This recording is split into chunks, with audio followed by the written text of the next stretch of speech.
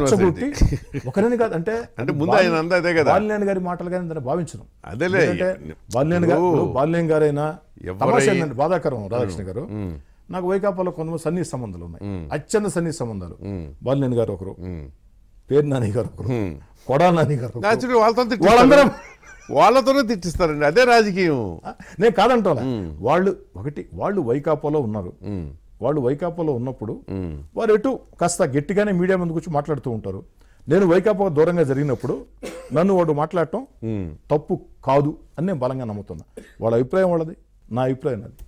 వాళ్ళ అభిప్రాయం కాదు మీరు అన్నట్టు, వాళ్ళు మౌత్ పీసులు అంతే కదా.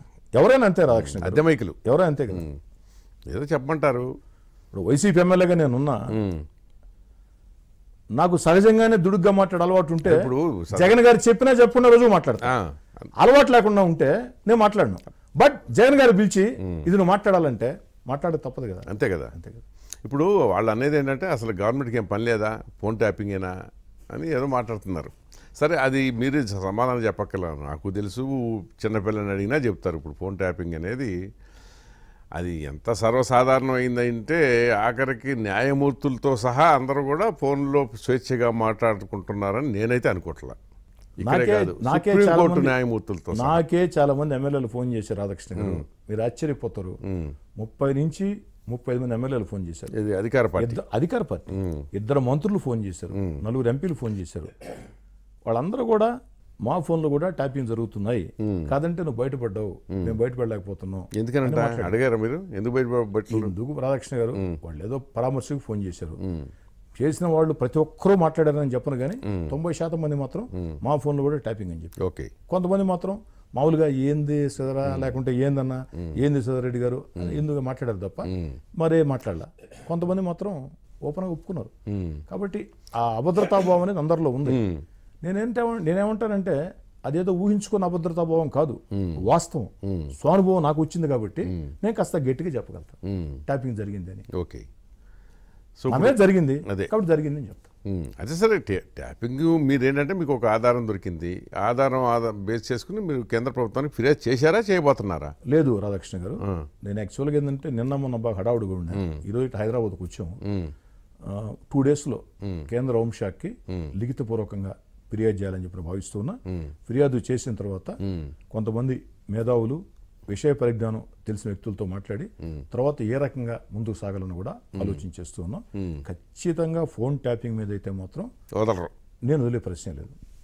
కానీ మీకు అత్యంత ఆప్తుడైన బాలినేని శ్రీనివాసరెడ్డి చెప్పింది ఏంటంటే అసలు ట్యాపింగా పాడా, అది వాళ్ళ మిత్రుడే రికార్డ్ చేసి బయటకు వదిలేడు, కొత్త డ్రామా ఏమది నిన్న చెప్పండి. అదే రాధాకృష్ణ గారు దొరికిన తర్వాత, ఇప్పుడు మీ మిత్రుడు ఎవరితో అయితే మీ బాల్య మిత్రుడితో మాట్లాడారు, అదే రాధాకృష్ణ గారు దొరికిన తర్వాత దీన్ని ఏదో రకంగా ఫుల్ స్టాప్ పెట్టాలని కొత్త విన్యాసాలు అతనితో చెప్పిస్తామంటున్నారు. ఇప్పుడు అదే ఇప్పుడు ఒకటి వ్యవస్థలు మొత్తం మీ చేతుల్లో ఉన్నాయి, ప్రభుత్వం మీది, తీసుకెళ్లి పోలీస్ స్టేషన్లో చెప్పొచ్చు. అంత దూరం కూడా అవసరం లేదు, మీరు అనుకుంటే ఏమైనా చేయొచ్చు, నేను కాదన్నా.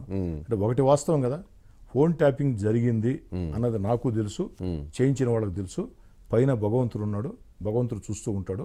నేను మళ్ళీ చెప్తున్నా, నేను ఒకరిని శాపనార్థాలు పెట్టడంలా. ఫోన్ ట్యాపింగ్ నా పట్ల జరిగి ఉంటే భగవంతుడు నాకు న్యాయం చేస్తాడు. ఫోన్ ట్యాపింగ్ నా పట్ల జరగకుండా నేనేదో నానా యాగి చేసి ఉంటే భగవంతుడే నాకు శిక్ష వేస్తాడు. ఒకరి గురించి నేను మాట్లాడాలి. వ్యవస్థల జోలికి తెలుసుకోవాలి. ఇప్పుడు వ్యవస్థలో శిక్షిస్తాయా లేదా తర్వాత చూద్దాం.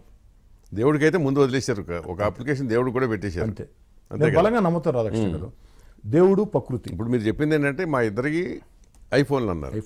డెఫినెట్గా ఐఫోన్ టు ఐఫోన్ అయితే రికార్డింగ్ చేయలేరు. దానికి కొత్త వాదన చెప్తున్నారు వాళ్ళు. అంటే అది వాదన నిలబడుతుందో లేదో కానీ ఐఫోన్లో స్పీకర్ ఫోన్ ఆన్ చేసి ఇంకో ఫోన్లో రికార్డ్ చేశారు, దాంట్లో వాయిస్ క్లియర్గా ఉంది. నేను అనేది అదే, ఒకవేళ స్పీక్ ఫోన్ ఆన్ చేసి రికార్డింగ్ అది ఆన్ చేసి చేస్తే అది రీసౌండింగ్ లాగా వస్తుంది, స్పష్టంగా వచ్చింది. మీరు అన్నారు కదా, అదే అది రీసౌండింగ్ లాగా వస్తుంది, తెలిసిపోతుంది మనకు. అది రాధాకృష్ణ గారు వాడు అర్థం చేసుకోండి. సరే, ఎవరో ఫ్రెండ్ పంపించాడు, నాతో ఎవరు మాట్లాడాలి రాధాకృష్ణ గారు? జగన్ గారు లేకుంటే సలహాదారులు సజ్జల రామకృష్ణారెడ్డి గారు, ఆయన ఏమంత బిజీ ఏం కాదు కదా. రామకృష్ణారెడ్డి గారు ఒక ఎమ్మెల్యేతో మాట్లాడడానికి ఇబ్బంది, ఆయన బిజీ కాబట్టి నేను సకల శాఖ మంత్రి కదా అనేది. ఇప్పుడు మాట్లాడొచ్చు, పని ఇది కూడా సకల శాఖల్లో ఉంది కదా, మాట్లాడొచ్చు. ఒక ఇంటెలిజెన్స్ డీజీ సీతారామాంజలి గారంటే వ్యక్తిగతంగా నాకేమీ బాధ లేదు, నాకేం కోపం కూడా లేదు. ప్లస్ మిగతా విషయాలు నాకు తెలియదు, కానీ కర్నూలు జిల్లా ఎస్పీగా వాళ్ళు పనిచేసినప్పుడు వాళ్ళు చేసినటువంటి యాక్టివిటీస్ని నేను సమర్థిస్తాను. ఎన్కౌంటర్స్ వారు చేసిన యాక్టివిటీని సంఘ వ్యతిరేక శక్తుల పేచ మణిచేదానికి కర్నూలు జిల్లాలో వారు చేసిన యాక్టివిటీస్ని నేను సమర్థిస్తాను. ఓకే. అలాంటిది అది వేరు, ఆయన పట్ల నాకుండే గౌరవం వేరు. బట్ ఒక ఇంటెలిజెన్స్ చీఫ్ ఎమ్మెల్యే ఫోన్ చేసి మాట్లాడటం అంటే రాజకీయపరం విషయాల మీద, అది కూడా ఇండైరెక్ట్ థ్రెటనింగ్ కదా దక్షిణ గారు, అది కాదంటారా? అంటే నేను ఇప్పుడు సీతారామయ్యను సమర్థించడం కాదు, ఇది కూడా కామన్ ప్రాక్టీస్ అయి వచ్చింది నేను తెలుగు సైన్స్ లేను రాష్ట్రంలో. దక్షిణ గారు.